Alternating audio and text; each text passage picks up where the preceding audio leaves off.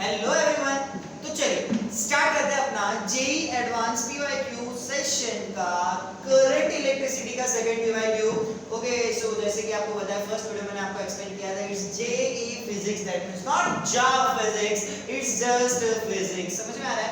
कई सारे difficult question को आपके लिए इजी ट्रिक्स के साथ, फैंटास्टिक ट्रिक्स के साथ यहाँ पर हम लोग लेके आए आपके लिए जेई एडवांस पीवाईक्यू सॉल्विंग का सेशन, जहां पर आपका फिजिक्स, केमिस्ट्री एंड मैथ्स के जेई एडवांस की पीवाईक्यूज आपको यहाँ पर सॉल्व करके दिए जाएंगे with some fantastic tricks. So let's start with our question.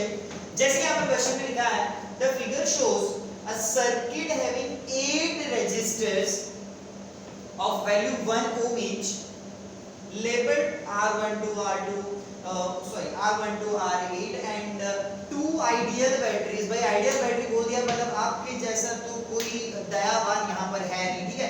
So two ideal batteries मतलब there is no need to consider internal resistance as you all are aware.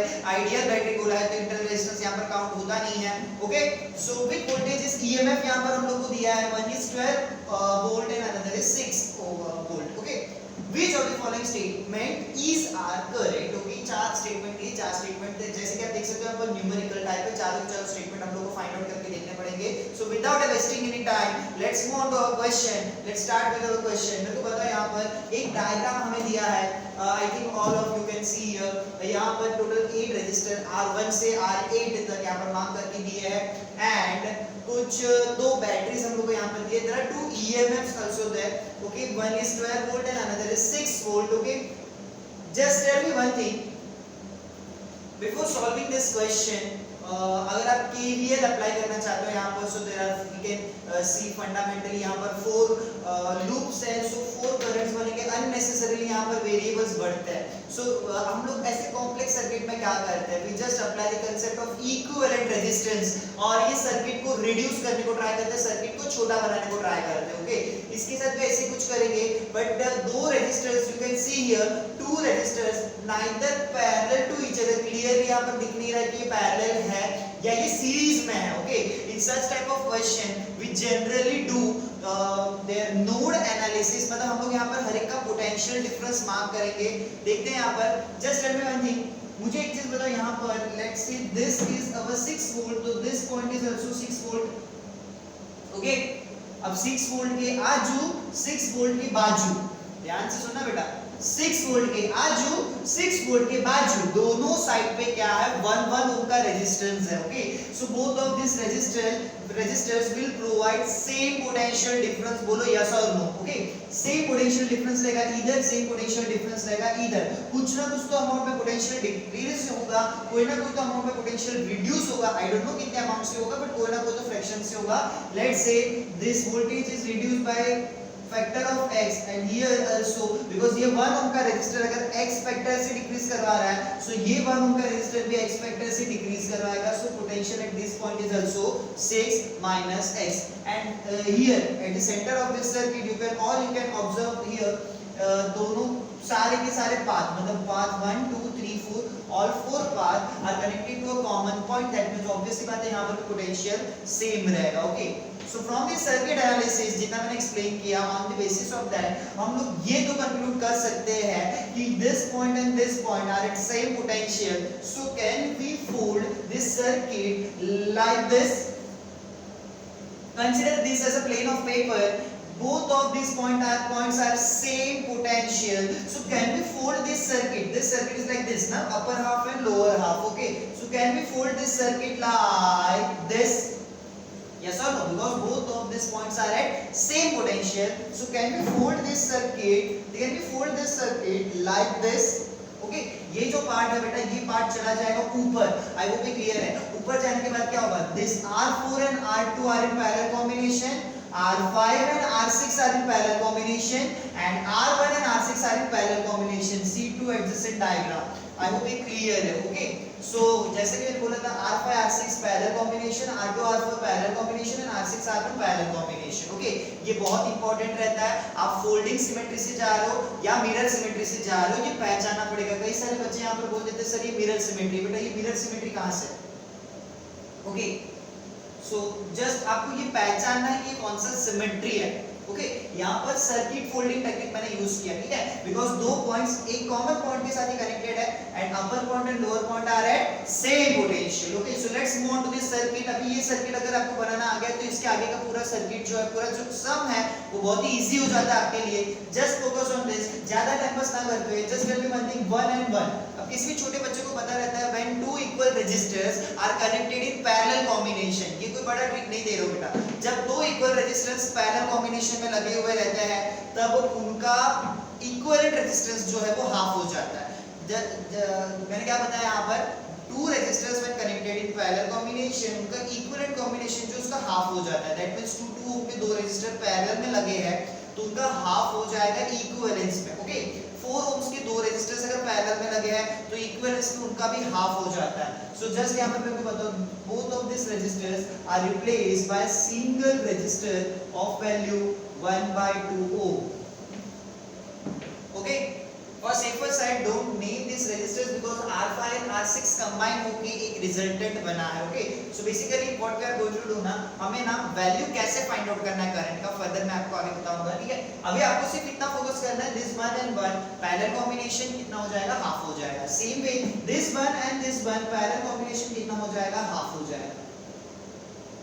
Okay, so this will become half.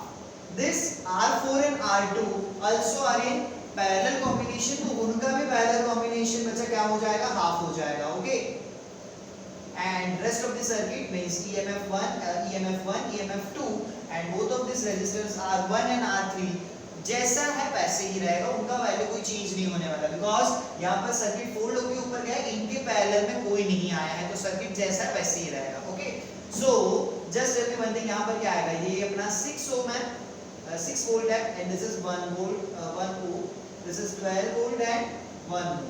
Okay, so this is my 1 ohm, this is my 1 ohm, this is half and this is positive negative 6 volt, positive negative 12 volt. I hope ये clear है।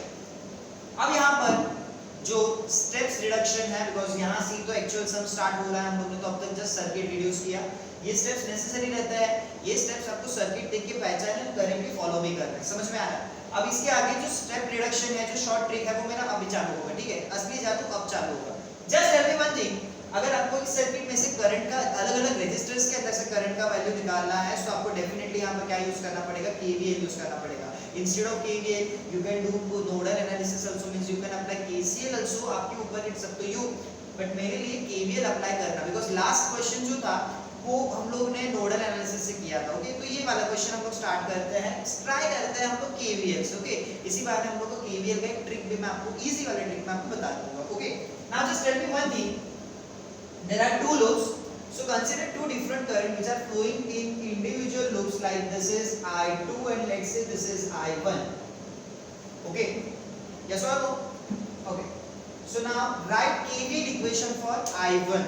Now you all know the convention to write this KVL equation. Generally convention follow करने जाओगे, that means battery के positive terminal से बाहर निकल रहे हो, रेजिस्टर के अक्रॉस पोटेंशियल ड्रॉप हो रहा है, so that potential will be negative and all this things अगर आप फॉलो कर रहे हो so आपको थोड़ा टाइम लगेगा उसको लिखने के लिए। Okay and just I am here to provide you tricks to write this within a one step, how you can write final KVL का equation for any complex circuit, for any large circuit. Okay किसी भी loop के लिए बेटो मेरे को एक चीज बताओ, सर्किट कितना भी कॉम्प्लेक्स रहेगा, okay you have to just focus on a loop, आपको लूप कंसीडर करके जाना है। Okay I hope all of you are aware about it. So बात क्या कर रहे थे, मैं KVL एक्सप्लेन नहीं कर रहा हूं, KVL का ट्रिक एक्सप्लेन करेगा। Just tell me one thing, I1 जो है वो कितने रेजिस्टर्स के अंदर से फ्लो हो रहा है, ध्यान से सुनना, एकदम अमेजिंग ट्रिक है, आज तक कोई नहीं बताया बेटा, ध्यान दो।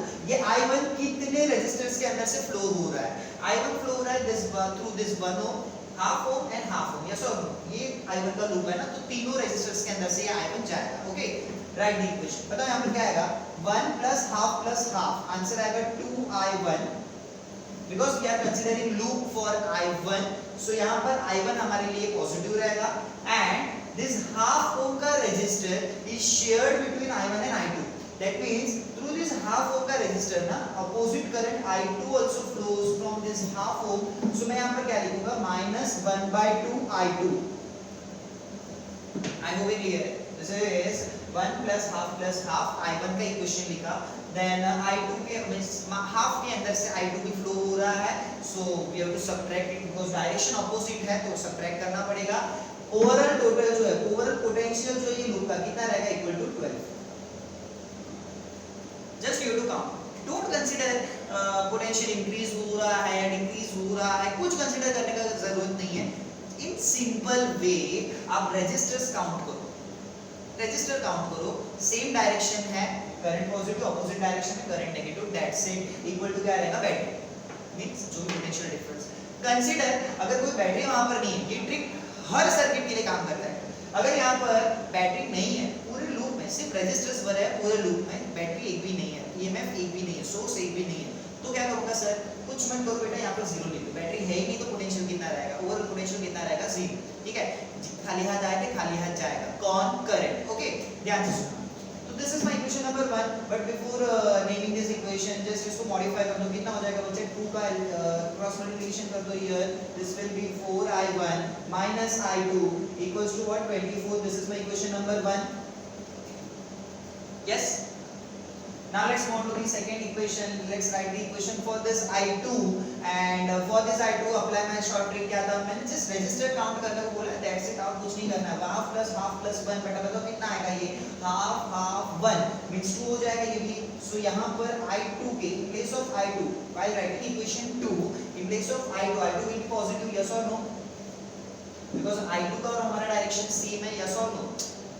बेटा समझ के लो, शॉर्ट ट्रिक ले लो. You are measuring that potential difference. Resistor का पोटेंशियल डिफरेंस नेगेटिव आना चाहिए बेटा. आप वो तरीके से भी देख सकते हो. सिर्फ ना एक सिंगल इक्वेशन लिखने में 3-4 स्टेप्स ऐसे ही चले जाते हैं. समझ में आ रहा है? और उसमें भी अगर प्लस माइनस का कुछ गड़बड़ हो गया तो गए पूरा तो पेज भर के सम सॉल्व किया ना, स्टिल हम लोग को आंसर नहीं मिलता. समझ में आ रहा है? सो बेटर आप ये ट्रिक फॉलो करो. यहाँ पर मैंने क्या बोला, I2 के डायरेक्शन में कौन आ रहा है?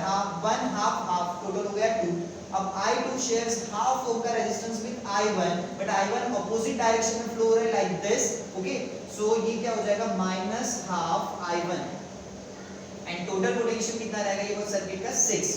Okay, before naming this equation, this is 4i1 which is positive and this is -half i1.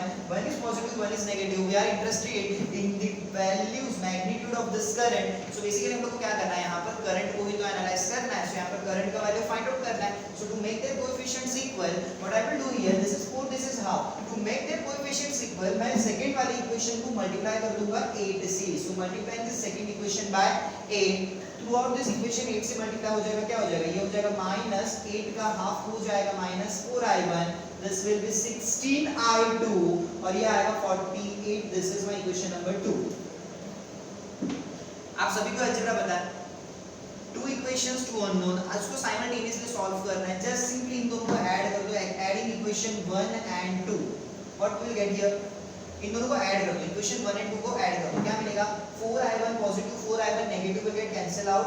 यहां पर 16i2 माइनस i2 ऐड कर दो, बट प्लस माइनस माइनस होता है तो ये हो जाएगा 15i2 equal to 48 plus 24. Simple सा एडिशन है, 72 हो जाएगा. सो i2 का वैल्यू इज 72/15. फर्दर इनको डिवाइड करो एंड डिवाइड करने के बाद आप इसको 3 से भी डिवाइड कर सकते हो. 3 से डिवाइड करने के बाद ऊपर क्या हो जाएगा? 12 और नीचे हाँ ऊपर क्या आ जाएगा? आई थिंक 24 एंड नीचे क्या आ जाएगा? 5. दोनों को फर्दर आप डिवाइड करके आपको आंसर मिलेगा. जैसे कि मैंने बोला ये हो जाएगा 5 और ये हो जाएगा, बड़ी बेरहमी से इसको कट कर दो. क्या हो जाएगा? ये आएगा 24. इन दोनों को डिवाइड कर दो. You will get value as 4.8 means 24/5 is 4.8 ampere. This is value of I2 which is flowing through this 1 ohm ka resistor. What is this 1 ohm ka resistor? 1 ohm ka resistor is named as R3 and this lower right hand side of 1 ohm is R1. Okay, so current through R3 is 4.8. Now just focus on this option. Current through R3 is 4.8. तो एक option हमें मिल गया यहाँ पर C. भूलना मत, multiple select भी हो सकता है. समझ में आ रहा है? ये क्वेश्चन एक्चुअल में J22 में मल्टीपल टाइप क्वेश्चन था, मल्टीपल आंसर टाइप था, मतलब हम लोग मल्टीपल ऑप्शंस में करेक्ट हो सकते हैं, तो हम लोग को चारों के चारों वैल्यूज एनालाइज करना है। Okay, so this is my value of I2, substitute कर दो in first equation, substituting I2 in first equation, what you will get here? This is my 4I1 equals to, can I write here 24 plus I2, where I2 का value is turn out to be 4.8, overall add कर दो इनको 28.8 हो जाएगा। Simple सी बात है बेटा, इनको डिवाइड करोगे ना जब आप, so answer will be 4 7s are 28 and क्या आएगा 4 2s are 8, that means I1 का value, what is I1? I1 is the current which is flowing through this R1, okay, so I1 का value कितना मिला, मतलब I through R1 कितना मिला, I through R1 कितना मिला 7.2, so ये ऑप्शन भी करेक्ट है। यहाँ तक ना KVL का इक्वेशन सिंपली लगाना था, यहाँ तक सब बच्चे पहुंच जाते हैं। इसके आगे उनको दिक्कत क्या आता है, सर R2 एंड R5 कहाँ से निकालेंगे, बिकॉज हमने सर्किट में ना R2 R5 को नहीं बचाया। यस और नो, सर्किट में देखो कहाँ पर R2 है, यहाँ पर R2 है, यहाँ पर R5 को कहाँ पर है यार, हमने उनका पैरेलल कॉम्बिनेशन करके उनको तो रिड्यूस कर दिया sir, number of resistance reduce कर दिया, और वही रिडक्शन में अपना R6 R5 चला गया, अपना R6 R1 चला गया, अपना R2 R4 चला गया। बेटा टेंशन मत लो, कोई किधर नहीं गया, मैं तेरे साथ है, तू टेंशन मत ले। ओके, जस्ट यहाँ पर आपको करना क्या है, बाकी के आधा काम तो मेरा हो गया है। ओके, दो आंसर्स तो मेरे को मिल गए, बाकी का जो आंसर है कैसे मिलेगा, जस्ट ध्यान दो यहाँ पर आपको क्या फाइंड आउट करना है, current through R2 is and current through R5 is, what is R2? R2 is middle वाला branch, okay, and the current flowing through this middle वाला branch is I1 minus I2. Let us do calculation for R2 first. R2 के अंदर से means middle वाले branch के अंदर से कितना करंट जा रहा है, I1 minus I2, that means 7.2 minus 4.8. Okay, आप जब इसको सब्ट्रैक्ट करोगे तो आंसर आपको मिलेगा अराउंड 2.4, कितना मिलेगा आपको 2.4, but this is total current which is flowing through this branch, it is 2.4, मतलब टोटल करंट यहां से डिवाइड होके टोटल करंट जो जा रहा है दोनों ब्रांचेस का मिला के टोटल करंट है 2.4। Okay, we know that two resistors are connected in series, in parallel, तो पैरेलल में करंट डिवाइड होता है, और दो इक्वल रेजिस्टर्स रहेंगे तो करंट भी तो इक्वल अमाउंट में डिस्ट्रीब्यूट होगा। यस और no, both of this resistors are of value 1 ohm, 2.4 ohm ampere का करंट 1 और 1 के बीच में इक्वली डिस्ट्रीब्यूट होगा। यस और no, this is my half ohm का resistor which is parallel combination of R2 and R4, total current flowing through this parallel branch is 2.4। जब parallel branch आएगा तो 2.4 का आधा करंट R2 के पास जाएगा, आधा करंट किसके पास जाएगा, R4 के पास जाएगा। No need to do calculation यार, आपके पास दिमाग है, मेरे को बताओ यहाँ पर अगर पैरेलल में कनेक्टेड है, इक्वल रेजिस्टेंस है, तो करंट भी इक्वली डिस्ट्रीब्यूट होगा ना। दैट मींस ये 2.4 है तो उसका हाफ अमाउंट R2 के पास जाएगा और हाफ अमाउंट R4 के पास जाएगा। इसका हाफ क्या था 1.2, तो 1.2 एम्पीयर जाएगा R2 के पास एंड 1.2 एम्पीयर जाएगा R4 के पास। यस और नो, सो R2 के अंदर से 1.2 एम्पीयर का करंट फ्लो है which is absolutely correct.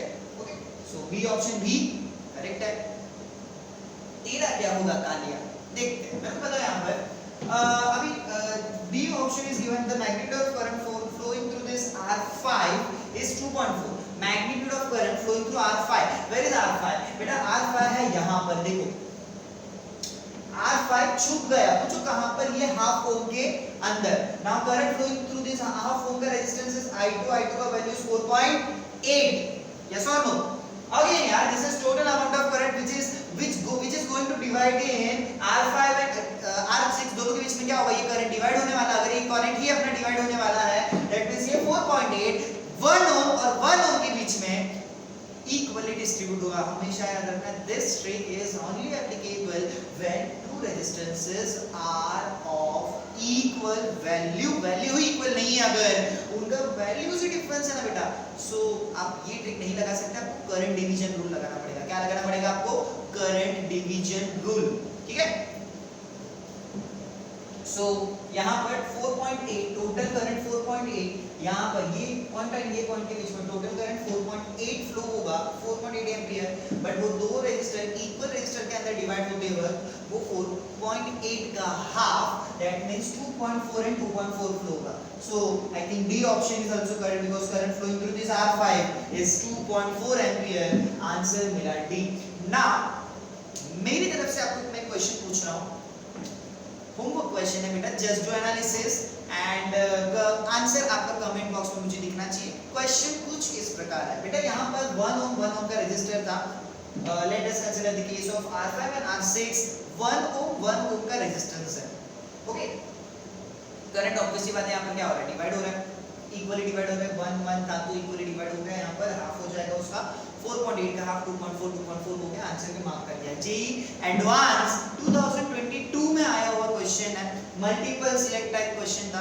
I hope ये क्वेश्चन आपको समझा है. ओके, जेई एडवांस 2022 में आया हुआ क्वेश्चन. ठीक है ना.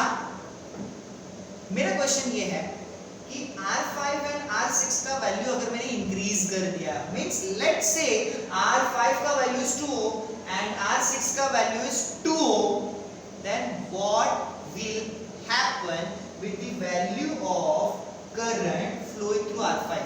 क्या ये अभी भी 2.4 रहेगा और ये डिक्रीज हो जाएगा, because we know that current depends on the other branch का रेजिस्टेंस. तो ये क्वेश्चन का आपको आंसर देना है. क्वेश्चन रिपीट करता हूँ, if the value of this R5 is increased, what will happen with the magnitude of current flowing through this R5?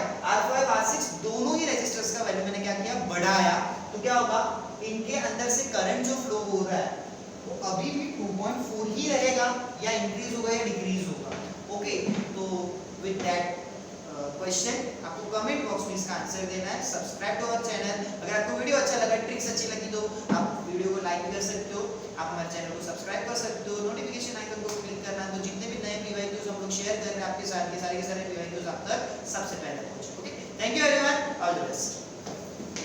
Best coaching institute in Dombivli for JEE Mains, Advanced, NEET UG, MHT CET, 11-12 Science, 9-10 State Board and ICSE Board. Rege Dixit Science Academy.